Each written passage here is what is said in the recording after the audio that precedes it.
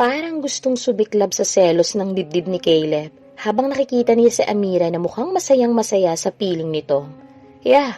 Gusto niyang murahin ang kanyang sarili dahil pinakawalan niya ang isang kagaya nito. Bahagya siyang napatingin kay Karina na asikasong-asikaso ang pagkain niya. Mahal naman niya ito at nagpapasalamat siyang kahit na kailan, hindi na ito umalis sa tabi niya. Naikondisyon na rin niya ang sarili na ito na ang babaeng makakasama niya habang buhay. Kung kaya't mabuti na rin na maayos ang annulment nila ni Amira. Marahil ay nagigilty lamang siya sa lahat ng mga pasakit na binigay niya rito. Kaya ganito ang nararamdaman niya. Kaya naiinis siya sa kanyang sarili sa ngayon. Kahit paulit-ulit niyang minumura ang kanyang sarili sa lahat ng mga pahirap na binigay niya rito, sa kabila ng pagmamahal na ipinagkaloob nito sa kanya noon. Of course, pinagtatawanan na lamang ni Amira ang lahat ng kahibangan nito sa kanya noon. Siguro minumura siya nito araw-araw sa isipan nito, sa lahat ng pasakit na binigay niya. Gago siya eh. Matapos makapag-dinner, hinayaan sila ni Tom at Karina na makapag-ayos ng sarilinan para isettle ang kanilang annulment, habang hinihintay nila ang kanilang abogado na on the way na raw. Medyo mahuhuli lang daw dahil may nangyaring hindi inaasahan. "You look good. Mukhang hiyang sayo ang Canada." May pait sa tonong sabi ni Caleb. Nantignan niya ito. Hindi niya mabasa ang ekspresyon sa mukha nito. Ngunit nababanaag niya ang lungkot sa mga mata nito. Or guni-guni lamang niya yun. Bakit naman ito malulungkot samantalang kasama nito ang babaeng pinakamamahal? Besides, ano pa bang hahanapin nito sa buhay? May matagumpay itong career. At sa pagkakaalam niya, mas lalo pang yumayaman ang kumpanyang na itinatag nito. Oo naman, kung ako nga lang masusunod, hindi ko nagugustuhin bumalik pa rito sa Pilipinas eh. Ang bala ko na nga lang sana ipadala na lang sa iyo mga papers na permado ko na. Aniya. Then what made you change your mind? Matiim na tanong nito sa kanya. Bago pa niya masagot ang tanong nito, narinig niyang tumunog ang kanyang phone. Ang yaya ni Gertrude ang tumatawag. Mabilis niya itong sinagot. Hello? Ma'am, si Gertrude po nagwawala. Masakit raw po ang tiyan. Anang babae sa kanya. Ha? Ano bang pinakain mo sa kanya?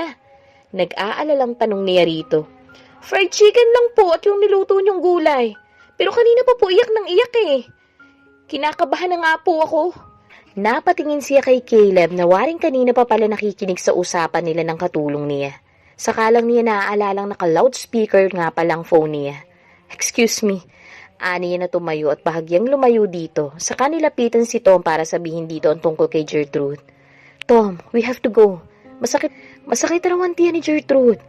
Mabilisang sabi niya sa lalaki. Nakalimutan niyang magpaalam kay Caleb. Nagmamadali na siyang lumabas ng restaurant habang nakasunod naman si Tom sa kanya. Parang dinudurog ang puso ni Caleb habang sinusundan si Amira palabas ng restaurant. Nawaring nagmamadali, ni hindi man lamang nito nagawang magpaalam sa kanya. At tama ba ang dinig niya? May anak na ito? Nagkaanak ba ito kay Tom? Noon pa niya gustong makibalita ng tungkol kay Amira. Minsan tinangkapan niyang tawagan ng mga kapatid at magulang nito. Ngunit sa tuwina, bigla na lamang siyang nagbaback out kapag naririnig na niya ang boses ng mga ito.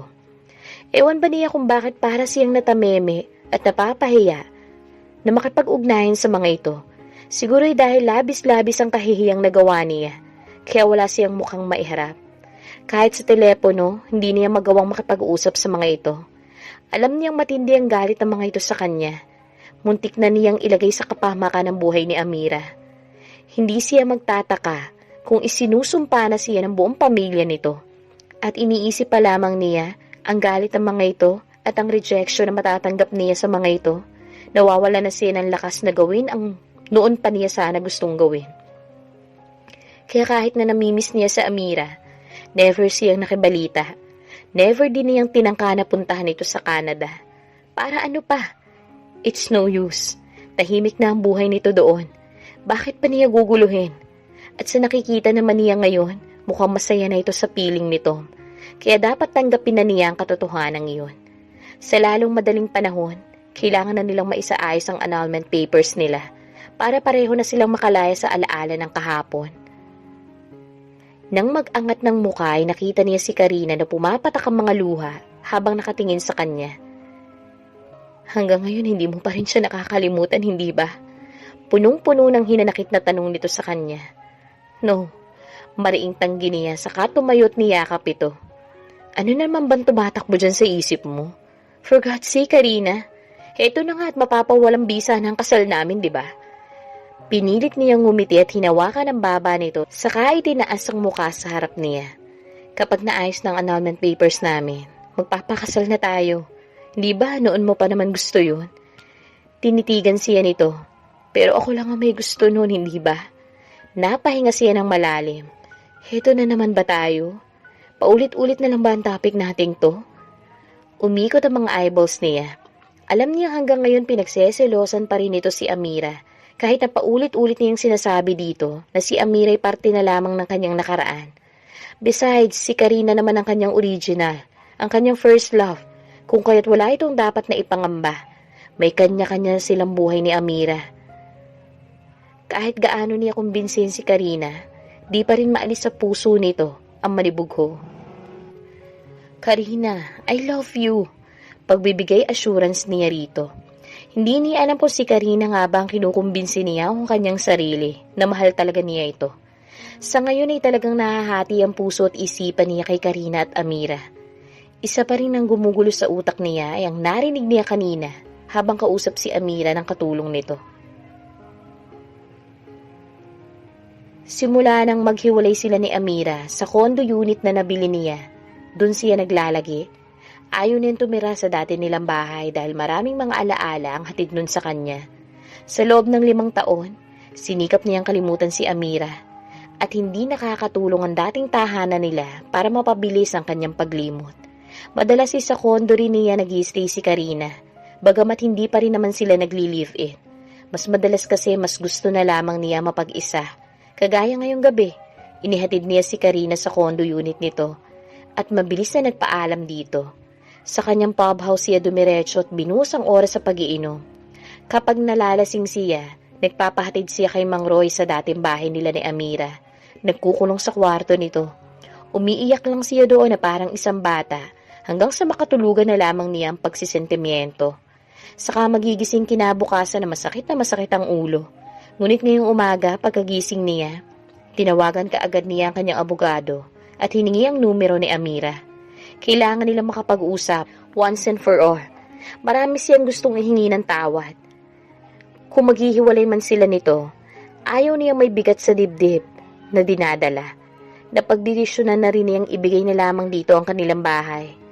Ayaw niyang may maiwan na kahit na anong alaala sa kanilang paghihiwalay. Baka sakaling kapag ginawa niya ito, tuluyan na siyang makalimot at makapagsimula na ng bagong buhay sa piling ni Karina. Kinakabahan pa siya habang hinihintay na sagutin ni Amira ang tawag. Di niya alam kung maiinis o matatawa sa kanyang sarili. Daig pa niyang isang teenager. Kailan pa ba siya naging nerbiyoso ng ganito nang dahil lamang sa isang babae? Naiinis na siya sa kanyang sarili. Napasinghap pa siya nang sa wakas marinig ang boses ni Amira. Hello? Anito sa kabilang linya. Tumikim muna siya. Pakiramdam niya may bumara sa kanyang lalamunan. Kaya mga ilang segundo rin bago siya nakapagsalita. Hi Amira, this is Caleb. Oh, napatawag ka. Ramdam niya ang pagkagulat sa boses nito. Yeah, can we talk? Halos paanas lamang na tanong niya. Nag-usap na tayo, di ba? Sagot nito. Di niya tuya kung nagagalit ba ito or ayaw lang siya nitong kausapin. Gusto kong makausap ka ng personal. Sa wakas ay nasabi rin niya pagkatapos mabilis na pagtambol ng dibdib niya. Naninibago siya sa ganitong pakiramdam. Hindi naman siya kinakabahan sa ibang babaeng mga nakakausap niya. Ano't waring nanlalambot ang mga tuhod niya ngayon. Matagal bago sumagot si Amira. Okay, total naman may gusto rin akong ipaalam sa'yo.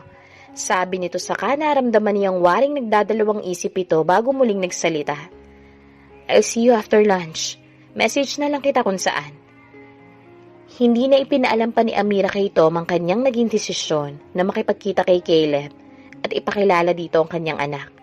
Matagal rin niyang pinag-isipan ng mga bagay na ito at naisip niyang deserve ng anak niyang makilala ang tunay nitong daddy. Ayaw niyang dumating ang araw na sa iba pa nito malaman ang tungkol sa daddy nito. Ayaw rin niyang sumbatan siya nito dahil pinagkaitan niya ito na makilala ang tunay na ama. Hindi man naging maganda ang relasyon nila ni Caleb, karapatan pa rin itong malaman na may anak sila at karapatan din ito na makilala ang kanyang anak. Hindi niya alam kung ano ang magiging reaksyon ni Caleb kapag nakita nito ang bata. Ngunit hindi siya umaasa na maging maganda ang pagtanggap nito.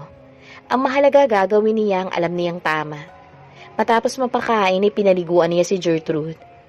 Pinaliwanagan niya ito tungkol sa pagkikita nito sa ama at nakita niya excitement sa mukha ng anak. Sana lamang hindi ito pakitaan na masama ni Caleb. God, ngayon pa lamang kinakabahan na siya sa magiging reaksyon nito sa bata. Gusto nga sana niyang konsultahin ang mga magulang tungkol sa desisyon na gagawin niya. Ngunit naisip niyang baka maguluhan lamang siya.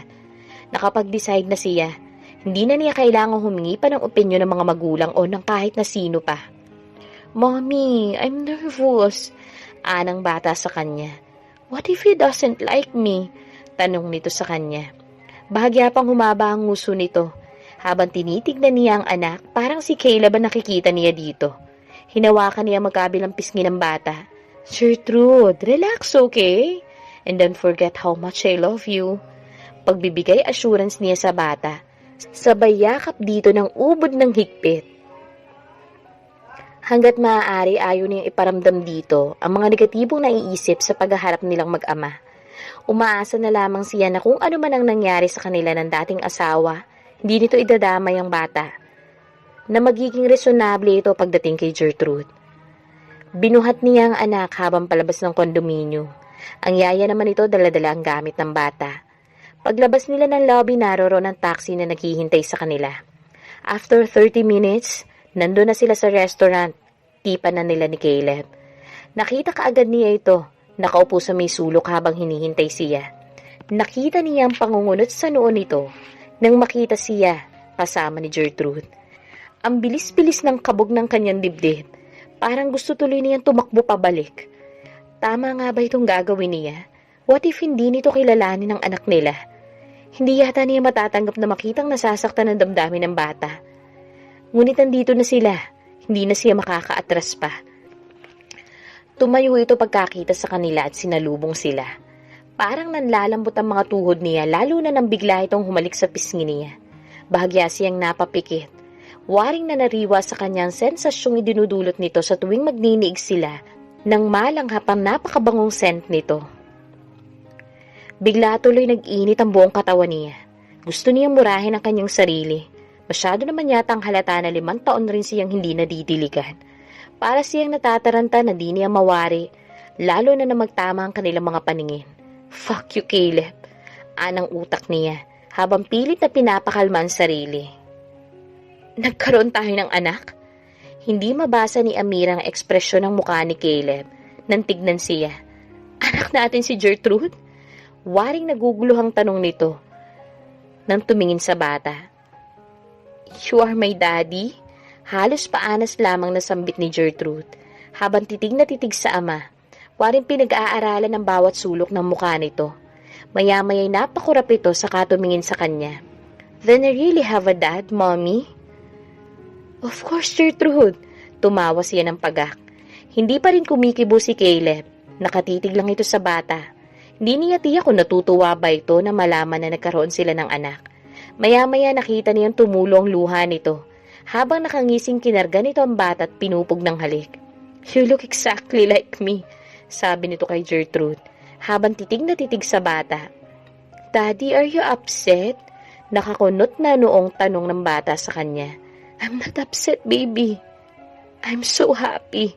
Masayang sabi nito sa anak. Inilis niya ang tingin dahil parang naiiyak siya habang pinapanood ang mga ito. Hindi niya akalaing gano'n na magiging pagtanggap ni Caleb sa kanilang anak. Kahit paano nabunutan siya ng tinik. Bakit ngayon mo lang pinalam sa akin ang tungkol sa kanya? Maya-may narinig niya ang sumbat nito sa kanya. God, kung hindi ka pa pala mag-file ng annulment papers, ay... Napahinga ito ng malalim. Saka muli niyang nabanagang galit sa tinig nito.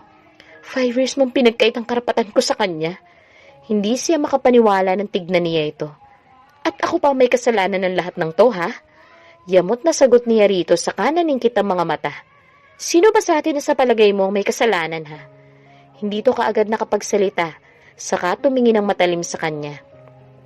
Bago natin harapin ang tungkol sa annulment, palagay ko dapat muna nating ayusin ang lahat ng karapatan ko sa anak ko. Mariing sabi nito. Hindi ko papayagang ilayo mo siya sa akin. Hindi na kayo babalik ng Canada. Ikinagulat niya ang naging pahayag nito. Hindi niya alam kung matatawa o maiinis sa sinasabi ni Caleb. At sino ka naman para magdesisyon para sa buhay ko, ha, Caleb? Nakalimutan mo na bang matagal na tayong tapos, ha? Sa bagay, in the first place, wala namang naging tayo. May pait sa tinig na sabi niya. Pinakasalan mo nga lang pala ako para makapaghiganti. Kaya wala kang karapatan para pagbawalan ako kung ano ang gusto kong gawin sa buhay ko. Wala akong karapatan pagbawalan ka sa kung anong gusto mong gawin sa buhay mo, ya. May sarcasm na sabi nito sa kanya. Pero sa bata, meron dahil anak ko rin siya, Amira. At hindi ko napapayagang muli mo siyang mailayo sa akin. Maghahalong balat sa tinalupan. Hindi mo na siya maiisama pabalik ng Canada. Giit nito. Napalunok siya. Alam niyang seryoso si Caleb sa sinabi nito. Napatingin siya kay Gertrude na waling naguguluhan sa kanilang dalawa. Kinuha niya ang bata dito at niyakap na mahigpit. Mommy, are you fighting with Daddy? Takang tanong nito sa kanya. No, Gertrude. Pagbibigay assurance niya sa bata. Saka hinalikan nito sa noo. Nakaplano ng lahat sa buhay niya. At wala sa plano niya ang pananatili dito sa Pilipinas. Ngunit ngayon nandito na naman si Caleb sa buhay niya. Mukhang magugulo na naman ang mundo niya. Nakilala mo na ang bata, Caleb. Tama na yun. Pagkatapos maisaayos ang lahat ng documents para sa annulment, babalik ulit ako sa Canada kasama ang anak ko. I'll take legal actions para sa custody ng bata. Mabilis na sabi nito sa kanya. Natigilan siya. Alam niyang kayang-kaya ni Caleb makuha sa kanyang custody sa bata dahil marami itong koneksyon dito sa Pilipinas. Caleb, bakit pa gustong-gusto mong pinapahirapan ako? Parang maiiyak na tanong niya. Hindi kita gustong pahirapan. Binabalaan lang kita na hindi mo mailalayo sa akin ang anak ko. Not this time. Matigas ng tonong sabi ni Caleb. Helpless na napakagat siya sa labi. Para tuloy gusto niyang pagsisihan na ipinakilala pa niya ang anak niya sa ama nito. Nagkamali nga yata siya ng desisyon. Ano pa nga bang aasahan niya sa isang lalaking kagaya ni Caleb na punong-puno ng pride sa sarili? Wala itong ibang iniisip kundi ang sariling kapakanan. Once and for all, gusto kong linawin sa'yo na di na ako papayag na kontrolin mo pa ang buhay ko. Babalik kami sa Canada sa ayaw at sa gusto mo. Nakapagplano na kami ni Tom na doon namin gustong bumuo ng pamilya. Mariing sabi niya rito. Kung kakailanganing ilaban ko sa korte tungkol kay Gertrude, lalaban ako. Hindi na ako natatakot sa iyo. Pagkasabi nun, mabilis niya itong tinalikuran. Hindi siya makapaniwalang nasabi niya ang mga bagay na yun kay Caleb. Kahit na ang totoo, natatakot siya sa maaaring mangyari. Oras na totohanin ito, ang mga binanta. Gusto niya itong murahin. Bakit tuwang-tuwa ito na nahihirapan siya? Pinigilan niyang pagpatak ng kanyang mga luha.